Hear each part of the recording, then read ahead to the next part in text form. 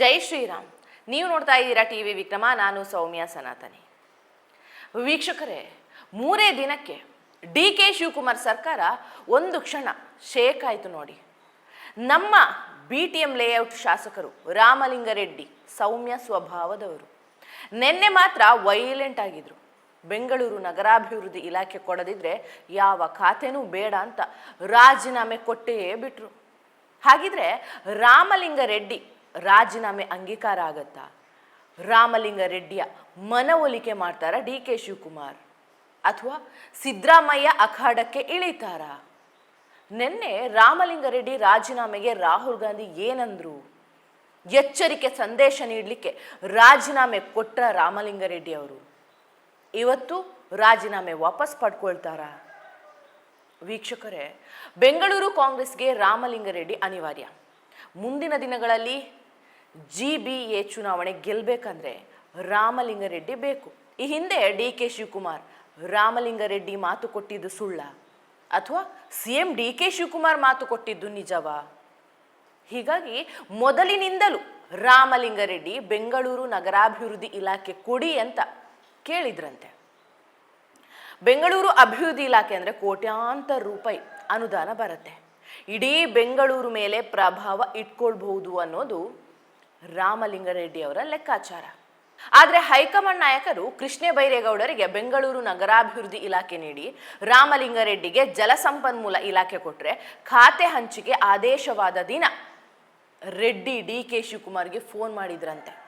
ನನಗೆ ನೀವು ಕೊಟ್ಟ ಮಾತು ನೀವು ತಪ್ಪಿದ್ದೀರಿ, ನಾನು ರಾಜೀನಾಮೆ ಕೊಡ್ತೀನಿ ಅಂದ್ರಂತೆ. ಅವತ್ತೇ ಡಿ ಕೆ ಶಿವಕುಮಾರ್ ಕನ್ವಿನ್ಸ್ ಮಾಡಿದ್ರಂತೆ. ರೆಡ್ಡಿ ಸುಮ್ಮನೆ ಆಗ್ತಿದ್ರೋ ಏನು? ಮಾತಾಡ್ತಾ ಡಿ ಕೆ ಶಿವಕುಮಾರ್ ಇಷ್ಟು ಹೇಳಿದ ಮೇಲೂ ಕೇಳಲ್ಲ ಅಂದಮೇಲೆ ರಾಜೀನಾಮೆ ಕೊಡಿ, ಅಂಗೀಕಾರ ಮಾಡಿಬಿಡ್ತೀನಿ ಅಂದ್ರಂತೆ. ಹೀಗಾಗಿ ಸಿಟ್ಟಿಗೆದು ರಾಮಲಿಂಗಾರೆಡ್ಡಿ ಅವರು ರಾಜೀನಾಮೆ ಕೊಟ್ಟಿದ್ದಾರೆ. ನಿನ್ನೆ ರಾತ್ರಿ ಡಿ ಕೆ ಶಿವಕುಮಾರ್ ಹಾಗೂ ರಾಮಲಿಂಗಾರೆಡ್ಡಿ ನಡುವೆ ಒಂದು ಹೈ ವೋಲ್ಟೇಜ್ ಸಭೆ ನಡೆದಿದೆ. ಬಹುತೇಕ ರಾಮಲಿಂಗಾರೆಡ್ಡಿ ಮನವೊಲಿಕೆ ಆಗಿದೆ ಹೀಗಂತ ಸುದ್ದಿ ಬಂದಿದೆ.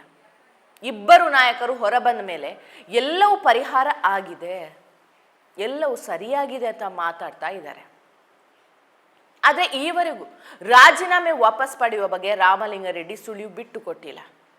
ಜಲಸಂಪನ್ಮೂಲ ಖಾತೆ ಜೊತೆಗೆ ಮತ್ತೊಂದು ಖಾತೆ ಕೊಡಿ ಅಂತ ಕೇಳಿದಾರಂತೆ.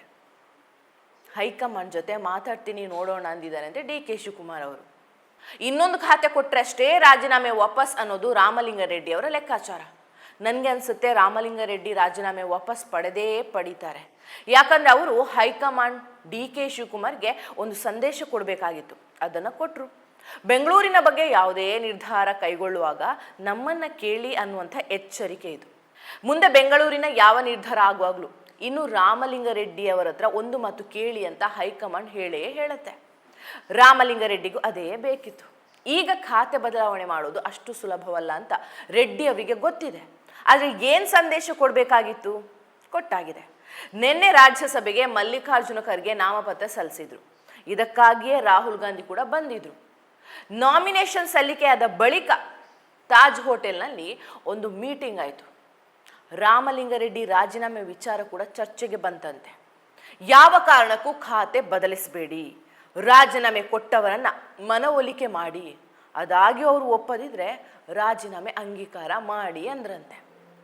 ಈ ಮಾತು ಕೇಳಿ ಸಭೆಯಲ್ಲಿ ಇದ್ದವರೆಲ್ಲ ಒಂದು ಕ್ಷಣ ಶಾಕ್. ಇಲ್ಲ ಸರ್, ನಾವು ಮನವೊಲಿಕೆ ಮಾಡ್ತೀವಿ ಅಂದ್ರಂತೆ ಸಿದ್ದರಾಮಯ್ಯ ಡಿ ಕೆ ಶಿವಕುಮಾರ್. ಈ ನಡುವೆ ಮುನಿಯಪ್ಪ ಸರ್ ನನಗೂ ಬೇರೆ ಖಾತೆ ಕೊಡಲಿಕ್ಕೆ ಹೇಳಿ, ಆಹಾರ ಇಲಾಖೆ ಬೇಡ ಅಂತ ಹೇಳಿದಂತೆ. ಆಗ ರಾಹುಲ್ ಗಾಂಧಿ ಅವರು, ಈ ಬಾರಿ ನಿಮಗೆ ಸಚಿವ ಸ್ಥಾನ ಕೊಡಲೇಬಾರ್ದು ಅಂದ್ಕೊಂಡಿದ್ದೀನಿ, ನಿಮ್ಮ ಮಗಳಿಗೆ ಅವಕಾಶ ನೀಡೋಣ ಅಂದ್ಕೊಂಡಿದ್ದೀನಿ, ನೀವೇ ಇನ್ನೊಂದು ಅವಕಾಶ ಕೊಡಿ ಅಂದಿದ್ದಕ್ಕೆ ಅವಕಾಶ ಕೊಟ್ಟಿದ್ದೀವಿ, ಮುಂದೆ ಎಲ್ಲವನ್ನ ಬಗೆಹರಿಸೋಣ, ಈಗ ಸುಮ್ಮನಿರಿ ಅಂದ್ರಂತೆ. ರಾಹುಲ್ ಭರವಸೆಯ ಬೆನ್ನಲ್ಲೇ ಮುನಿಯಪ್ಪ ಖುಷಿಯಾಗಿದ್ದಾರಂತೆ. ರಾಮಲಿಂಗಾರೆಡ್ಡಿ ರಾಜೀನಾಮೆ ವಾಪಸ್ ತೆಗೆಸೋದು ಡಿ ಕೆ ಶಿವಕುಮಾರ್ಗೆ ಇರುವಂತಹ ದೊಡ್ಡ ಟಾಸ್ಕ್. ಒಂದು ವೇಳೆ ರಾಮಲಿಂಗಾರೆಡ್ಡಿ ರಾಜೀನಾಮೆ ಅಂಗೀಕಾರವಾದರೆ ಡಿ ಕೆ ಶಿವಕುಮಾರ್ ಪಾಲಿಗೆ ದೊಡ್ಡ ಹಿನ್ನಡೆ. ಹೈಕಮಾಂಡ್ ಮಟ್ಟದಲ್ಲಿ ಒಬ್ಬ ಸಚಿವನ ಮನವೊಲಿಕೆ ಮಾಡಲಿಕ್ಕೆ ಆಗ್ಲಿಲ್ವಾ ಅಂತ ಪ್ರಶ್ನೆ ಮಾಡ್ತಾರೆ. ಮುಂದೆ ಬೇರೆ GBA ಚುನಾವಣೆ ಬರ್ತಿದೆ. ಹೀಗಾಗಿ ರಾಮಲಿಂಗಾರೆಡ್ಡಿ ಮನವೊಲಿಕೆ ಮಾಡಬೇಕಾಗಿದೆ ಡಿ ಕೆ ಶಿವಕುಮಾರ್ ಅವರು. ಒಂದು, ಹೈಕಮಾಂಡ್ ಸಿದ್ದರಾಮಯ್ಯನವರಿಗೆ ರಾಮಲಿಂಗಾರೆಡ್ಡಿ ಮನವೊಲಿಕೆ ಮಾಡಿ ಅಂದರೆ ಮುಗೀತು. ಹಳೇ ಹುಲಿ ಸಿದ್ದರಾಮಯ್ಯ ಮತ್ತೆ ಅಖಾಡಕ್ಕೆ ಇಳಿತಾರೆ. ಒಂದು, ರಾಮಲಿಂಗಾರೆಡ್ಡಿ ಸಿದ್ದರಾಮಯ್ಯ ಮನವೊಲಿಕೆಗೆ ಒಪ್ಕೊಂಡ್ರು ಅಂದ್ಕೊಳ್ಳಿ. ಆಗ ಹೈಕಮಾಂಡ್ ಏನು ಅಂದ್ಕೊಳ್ತಾರೆ, DK ಶಿವಕುಮಾರ್ಗಿಂತಲೂ ಸಿದ್ದರಾಮಯ್ಯ ಮಾತೇ ಶಾಸಕರು ಕೇಳ್ತಾರೆ, ಈಗಲೂ ಸಿದ್ದರಾಮಯ್ಯ ಶಾಸಕರ ವಿಶ್ವಾಸ ಇಟ್ಕೊಂಡಿದ್ದಾರೆ ಅನ್ನೋ ಸಂದೇಶ ರವಾನೆ ಆಗತ್ತೆ. ಆಗ ಸಿದ್ದರಾಮಯ್ಯ ಬಣದ ನಾಯಕರು DK ಶಿವಕುಮಾರ್ ವಿರುದ್ಧ ಮಾತಿನ ದಾಳಿ ಮಾಡೋದು ಪಕ್ಕ.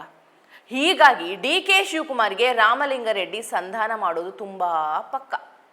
ಆದರೆ ಈ ಸಿದ್ದರಾಮಯ್ಯ ಸೈಲೆಂಟ್ ಆಗಿ ಎಲ್ಲವನ್ನ ಗಮನಿಸ್ತಾ ಇದ್ದಾರೆ.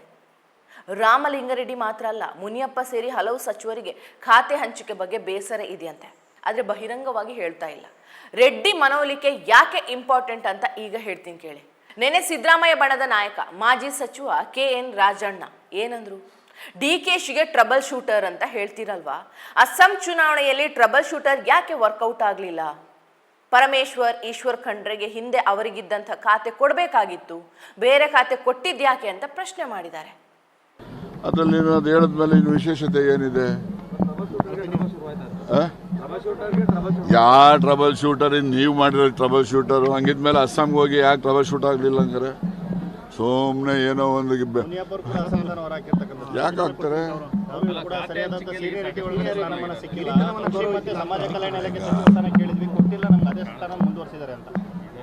ಈಗ ಅದೇ ಸ್ಥಾನ ಇಲ್ಲ, ಅದೀಗ ಇವ್ರಿಗೆ ಖಂಡ್ರೆಗೆ ಯಾಕೆ ಫಾರೆಸ್ಟ್ ಕೊಡಲಿಲ್ಲ ಹಂಗಾರೆ?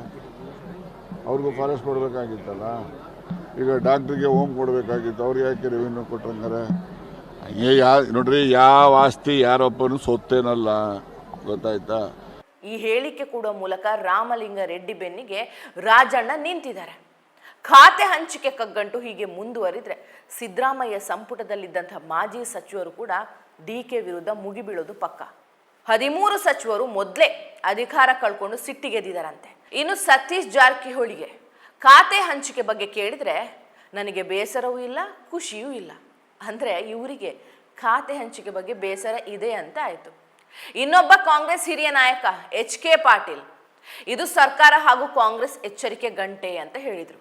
ಹೀಗಾಗಿ DK ಶಿವಕುಮಾರ್ ಇದನ್ನು ಕೂಡಲೇ ಬಗೆಹರಿಸಿದ್ರೆ ಒಳ್ಳೆಯದು, ಇಲ್ದಿದ್ರೆ ಈ ಬಿಕ್ಕಟ್ಟು ಮತ್ತಷ್ಟು ಕಗ್ಗಂಟಾಗುತ್ತಾ ಹೋಗುತ್ತೆ. ಮೊನ್ನೆ DK ಶಿವಕುಮಾರ್ CM ಆಗಿ ಅಧಿಕಾರ ಸ್ವೀಕಾರ ಮಾಡಿದಂಥ ದಿನ ಮೋದಿ ಶುಭಾಶಯ ಕೋರಿದರು. ನಿನ್ನೆ ಸೂರತ್ ಪ್ರವಾಸದಲ್ಲಿದ್ದಂಥ ಮೋದಿ ಕರ್ನಾಟಕದ ಬಗ್ಗೆ ಪ್ರಸ್ತಾಪ ಮಾಡಿದರು. ಸಿದ್ದರಾಮಯ್ಯ ಬದಲಾವಣೆ ಮಾಡಿದ್ದೇ ಜನಾಕ್ರೋಶದ ಕಾರಣ ಎಂದಿದ್ದಾರೆ. ಅಧಿಕಾರ ಹಂಚಿಕೆ ಒಪ್ಪಂದ ಭಾಗವಾಗಿ CM ಬದಲಾವಣೆ ಆಗಿದೆ ಅನ್ನೋದು ಕಾಂಗ್ರೆಸ್ ಸ್ಪಷ್ಟನೆ. ರಾಜಕೀಯ ಟೀಕೆ ಏನೇ ಇರಲಿ, ಹೊಸ ಸಂಪುಟ, ಹೊಸ ಭರವಸೆ, ಮುಂದೆ ಏನೇನಾಗುತ್ತೆ ನೋಡೋಣ. ಜೈ ಶ್ರೀರಾಮ್. ಟಿವಿ ವಿಕ್ರಮ, ದೇಶ ನಿಮ್ಮ ಕೈಯಲ್ಲಿ. ಈ ಕಾರ್ಯಕ್ರಮ ನಿಮಗೆ ಇಷ್ಟ ಆಗಿದ್ದಲ್ಲಿ ಲೈಕ್, ಶೇರ್ ಹಾಗೂ ಕಮೆಂಟ್ ಮಾಡಿ. ಟಿವಿ ವಿಕ್ರಮದ ಕಾರ್ಯಕ್ರಮಗಳನ್ನು ನಿರಂತರವಾಗಿ ವೀಕ್ಷಿಸಲು ಸಬ್ಸ್ಕ್ರೈಬ್ ಮಾಡಿ, ಬೆಲ್ ಐಕನ್ ಒತ್ತಿ.